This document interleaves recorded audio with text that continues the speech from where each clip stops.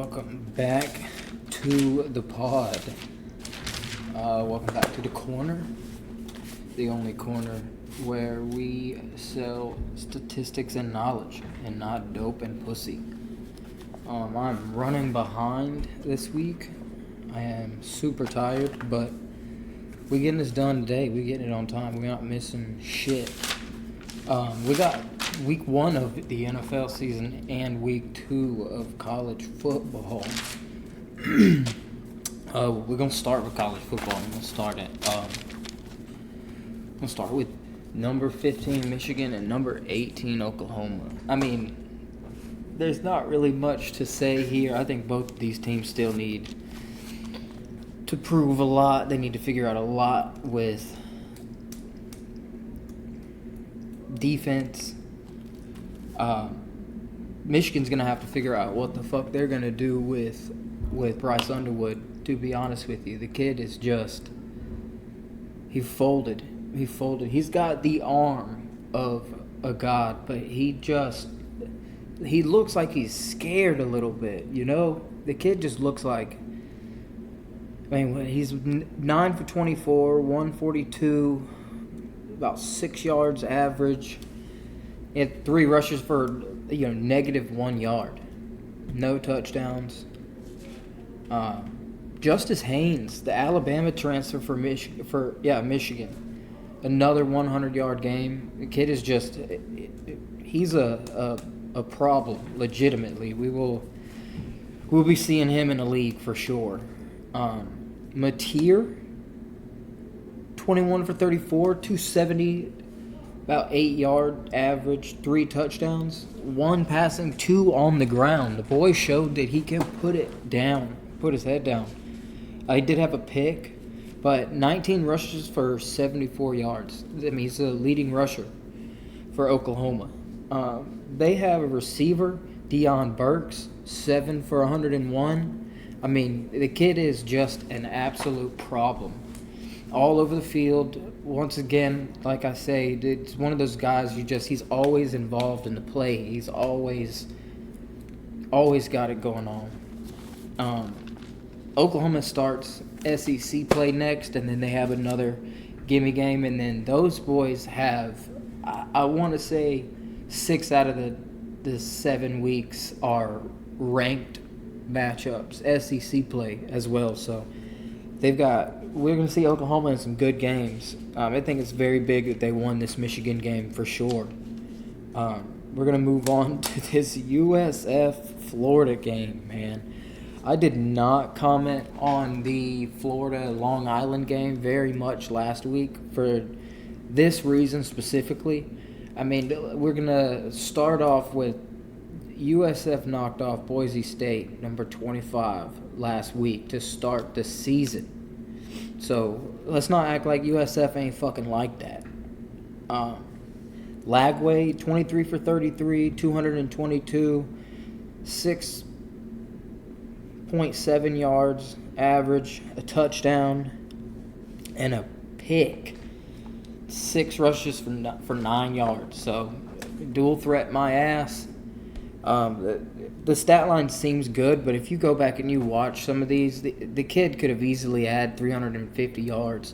He's missing wide open throws. He's just like Underwood, but he's got a whole year under his belt. Got to get a taste, and then got hurt last year. Had a lot of hype coming into the season. I mean, honestly, I feel like Billy Napier's job is in this kid's hands, and it ain't even his fault. Florida dropped multiple passes that could have been big gains. It's not all Lagway. I saw a tight end drop one that could have easily been a 45-yard gain. So, got a case of the drop skis. USF, 400 yards of offense against a ranked SEC defense. You can't really argue with that.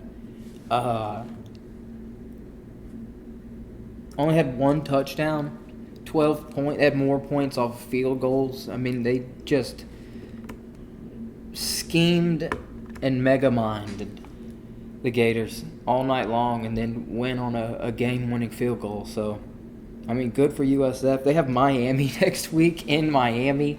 I do not think they're going to make the upset on that one, but they have no more Power 4 games for the rest of the year. So USF, man, USF, keep your mind on them. Florida, their schedule gets absolutely nothing but harder from here on out. Georgia, Alabama, Tennessee, Texas, I believe Oklahoma. So Florida's going to have to figure some shit out for sure. Those were my two biggest things in college football, honestly, this week. I've got some honorable mentions. Arch turned it around this week.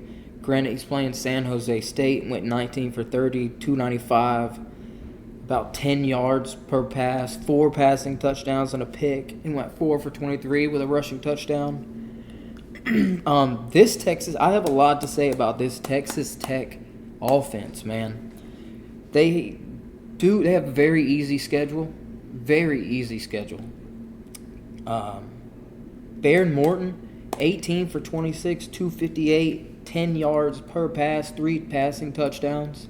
Texas Tech had 13 players with at least 1 reception.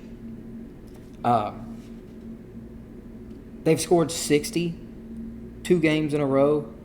They had 4 players with at least 3 catches. Adam Hill, the running back, 16 for 127 yards. And they have an easy schedule for the rest of the year. Like I said, Utah, only ranked matchup that they have. And Utah's ranked right now. As of right now, they only have 1 ranked matchup for the rest of the season. So, I mean, as long as they play well, they keep it together, we will for sure be seeing these boys in January. We're going to move on. No, we have more. We have more college football. SMU falls to Baylor in Texas in double overtime as well. I don't have much to say. I would have, if someone told me that they were betting Baylor, I would have not said that it was a bad bet. I'm not going to sit here and say SMU, that I definitely had SMU losing, but I definitely thought it was a possibility for sure. All of these games I'm about to talk about, I believed could have been upsets.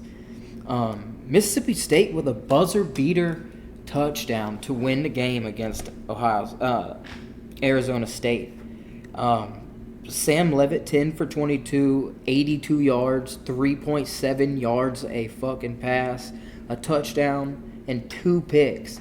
Now, he was hurt.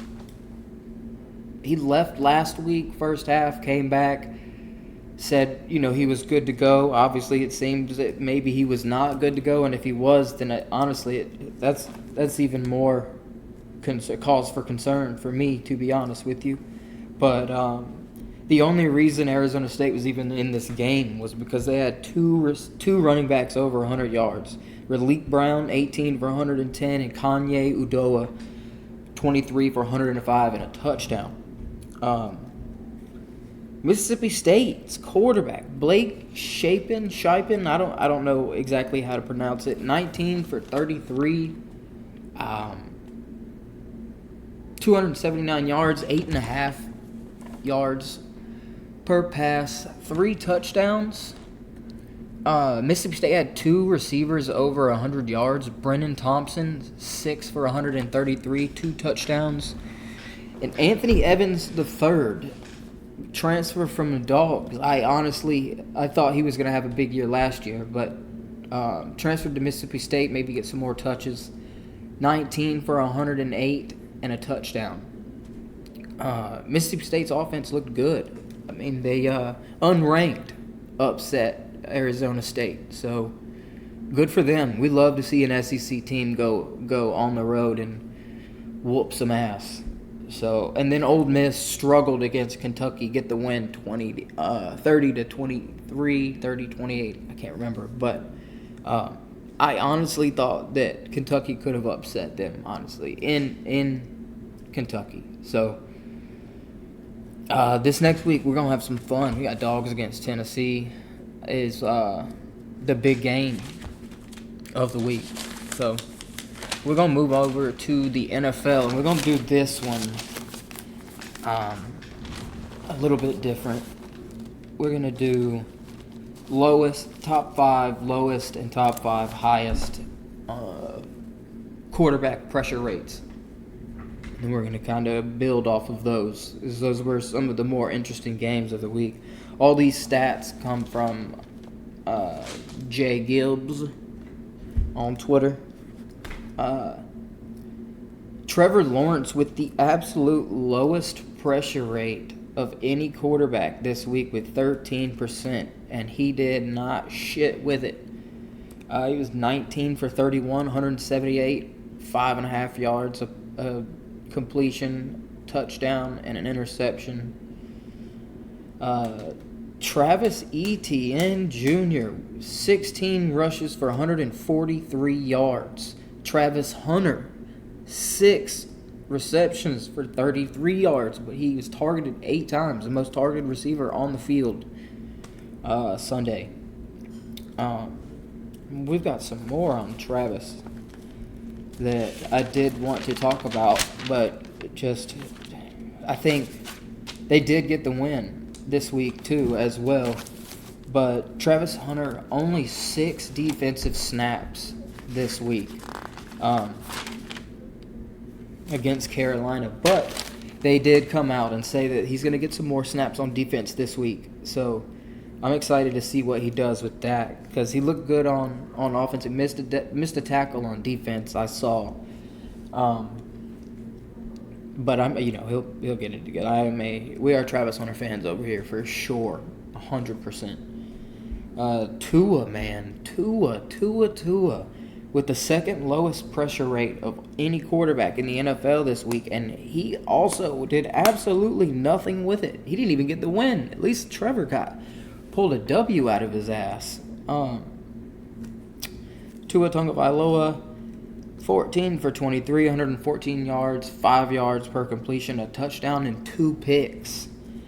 Tyreek Hill was looking pissed on the sideline, like I've heard a couple of times. He just can't. I don't think Tyreek Hill wants to put his opinion out there anymore with the whole "I want to be traded, get me off this team" at the end of the year last year. The guy he's already got enough issues with image problems. I think he had another lawsuit or another accusation come up for domestic violence. The guy's just got so much going on. I don't think he wants to say anything, but they did end up benching Tua, throwing in Zach Wilson, the Cougar killer, and he got out of there. I just don't know what to say about Tua. I think it might be the concussions, to be honest. I mean, they obviously have put some work into this offensive line. There's no pressure. Still throwing picks. Sacked 3 times. There's a whole lot of questions over there in Miami right now. They got to get figured out right now before those fans are ready to tear that stadium down. They're ready to fire Daniels. So hopefully they come out a little hotter this week. Kyler Murray, 3rd lowest pressure rate of any quarterback in the NFL this week against New Orleans. Not the greatest defense in the league either. Kyler went 21 for 29, 163 yards, 5.5 yards per pass, 2 passing touchdowns. Ran 7 times for 38 yards. There are so many questions about this Arizona offense, to be honest with you. I don't even know where to start. They throw the ball so much, and they don't have the means to do that. Now, their backup running back, Benson, is looking like he's coming out of week 1, looked like he should have been the starter. James Conner, a receiving running back out of the backfield, so it was bound to happen. He's hurt. he had his first fuller season last year. They're expecting James Conner to be fully back, but when you've been hurt that much, there's not really much you can do. I believe he's over 33 as well, so we'll see. It's only week 1. We're all still trying to figure stuff out. So the fourth lowest of the week is Daniel Jones. The boy put on a show. Now, honestly, I didn't have a lot of hope for Daniel Jones. There was all off season, and this is just my fantasy brain, honestly speaking right now, but I just heard Daniel Jones loves his tight ends. If you don't rock Pittman. Pittman's not going to have his season. Josh Downs isn't going to have his season. Daniel Jones doesn't like to go down the sideline. And that could be nothing further than the truth. The kid went 22 for 29, 272, 9.5 yards of completion, 3 touchdowns, 1 passing, and 2 receiving. 2 rushing. My bad. 2 rushing. And only 1 sack. He gets out of there with the win, 30-6. Pittman, 6 receptions for 80 yards. Tyler Warren, the rookie, comes out hot against was supposed to have been a decent Miami defense. 7 receptions for 76 yards. Jonathan Taylor, 18 for 71. I mean, that Indiana defense offense could not be any better. I'm tired brain speaking. I could not be more excited for that Colts franchise, honestly. With all that Anthony Richardson has put them through, if Daniel Jones can do half of what he did on Sunday, I mean, those boys are going to be absolutely phenomenal. He's going to earn that contract. A lot of people are having a whole lot of questions. Like he signed a $100 million contract and had $74 million virtually guaranteed as soon as he signed it. So, a lot of times in professional sports, you see these boys get those big paychecks and just mentally fucking clock out, So I'm happy to see that, because Daniel Jones got shit on this offseason a lot, and as we saw Russell Wilson this Sunday, it might not have been Daniel Jones. So I'm excited to see what they do with it. And the 5th lowest pressure rate of NFL quarterbacks this week is Jaden Daniels against the Giants. He went 19 for 30, 233 yards, 7.5, 8 yards of completion. One passing touchdown, 11 for 68 on the ground. Deebo Samuels went 7 for 77 and 3 sacks. So, on a new team, kid comes out. Deebo comes out, gets it done. That is also on one of the better defensive lines in the league. That Giants defensive line, they say, is supposed to have been legitimate, real deal. So for a team that had so much hype, went so much further than a whole lot of us expected them to last year, that is very promising to come out against a defense like that and protect the quarterback. 24% pressure rate. We're going to move on to the highest. So we're going to move on to some of these quarterbacks that ran for their fucking life this weekend.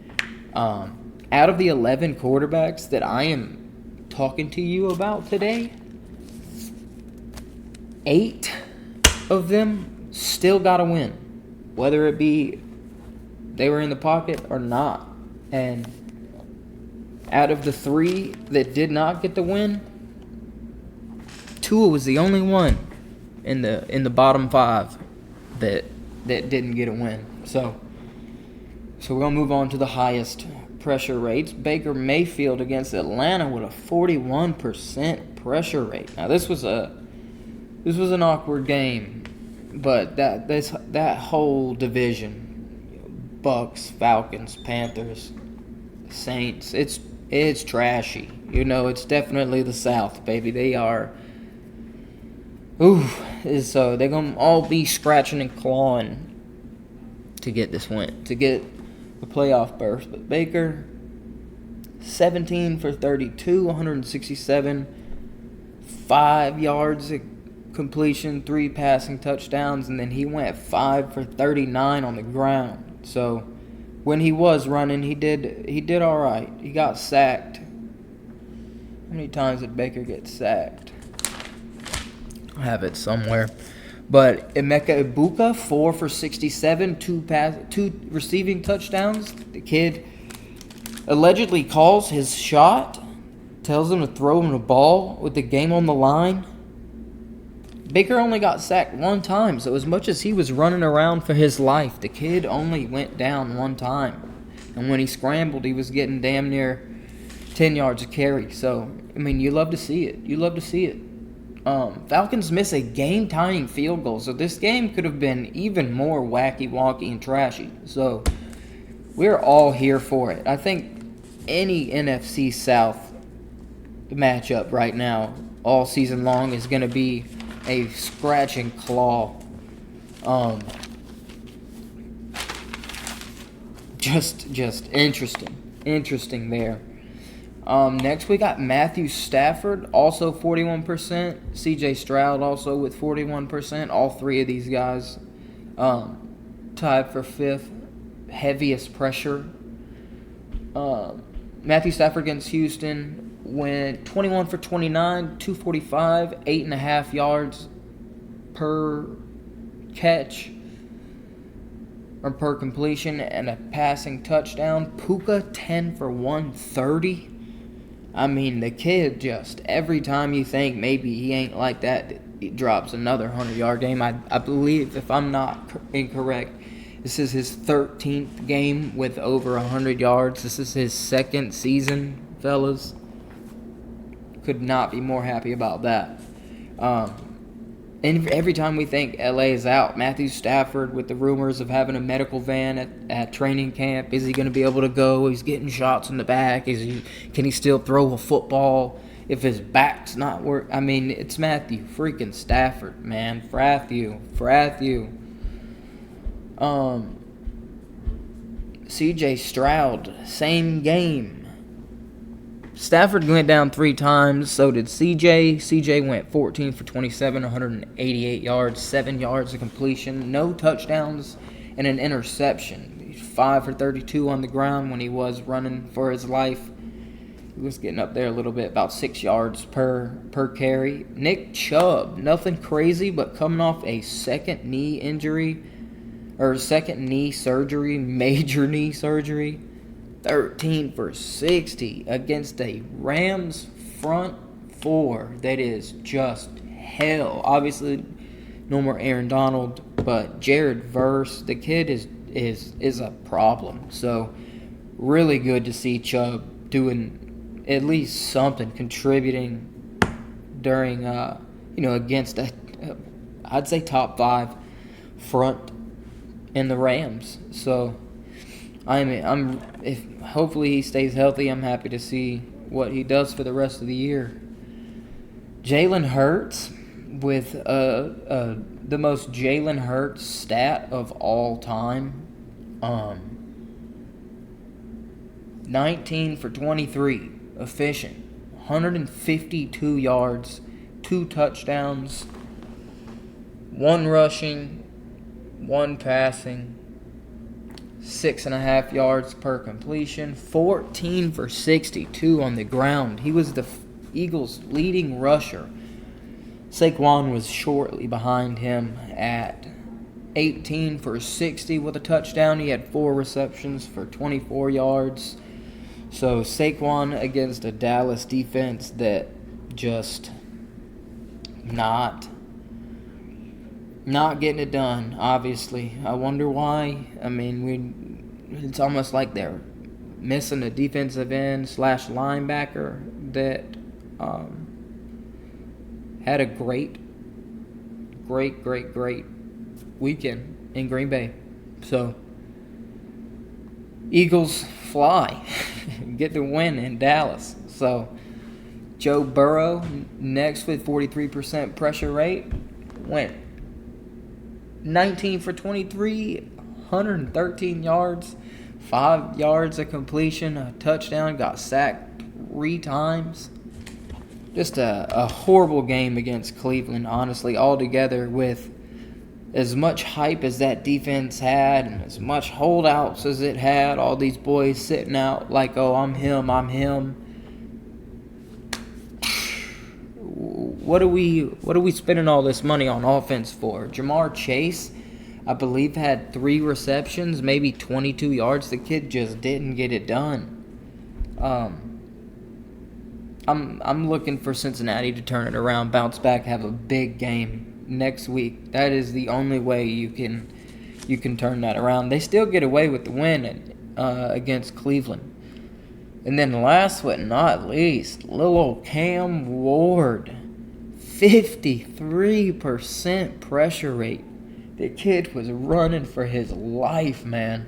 12 for 28, 112 yards, 4 yards of completion, and he got sacked 6 times. I mean, there's so many freeze frames of the Tennessee offensive line getting blown up. Just looks like a preschooler's toy chest with how many shapes that motherfucker was making all day on Sunday. I mean, good Lord. And you hate to see it, because there's been so much, I won't even say hype. Obviously, Tennessee's social media team is getting paid, boy. But here we are. You want to say it, but we've seen worse. Hopefully, it's all up from here with Tennessee. So I really, really, really hope so. And that's going to do it for the quarterback pressures. Just to finish the episode off, we're going to start just one more game we're going to touch on is this Vikings Chicago game. This Vikings Bears Minnesota Chicago game. Caleb Williams, man. He's another one like Bryce Underwood and one of the other college quarterbacks, but the kid's in the NFL. He's got such a good arm, and he's got so much potential and so much talent, but he cannot hit a clutch pass to save his life, man. The kid cannot do it. We've all seen it, the fourth quarter post route or corner route. He puts it right there on the kid. It's a touchdown. They go up, ice the game. It's a 2-possession game, less than 3 minutes left. He just doesn't get it done. Misses the throw. There's multiple videos coming out of training camp of how inaccurate he was. So you can't really, I don't really know what to say. He didn't have a horrible game, still had 200 yards in the air. The Vikings played chess with Ben Johnson in his first game. Just absolute mind fucked Caleb Williams and that offensive coordinator. Vikings sent 1 blitz in the first quarter. 1. And then they sent 14 blitzes for the rest of the game. In the first half, from the first half to the second half, that blitz rate went from 29% to 44%. I mean, they had him running for his life, and he's already inaccurate. Not giving him a whole lot of time. I mean, Chicago supposedly put a little bit of help into that offensive line. Obviously, had been drafting defense a little bit lately, drafted a running back, some wide receivers here lately. So I think they had it, man. They had it. That Vikings offense came together. J.J. McCarthy just, I'm not convinced. Obviously, the kid led a comeback. You can't argue with comebacks. You can't argue with how many people around him believe in him and just look at him as a leader. But you also can't argue with the first 3 fucking quarters of that game. You know, that first touchdown to Jettas in the end zone, it's a good pass, but that is JJ. That's Justin Jefferson. Like, Jordan Addison's not making that catch 9 times out of 10 like Justin Jefferson is. You know, it might be 7 out of 10, but it's just, I think there were a lot of things that needed to go right for the Vikings for them to come back, and they did. So, with that being said, they've got some tests coming up here.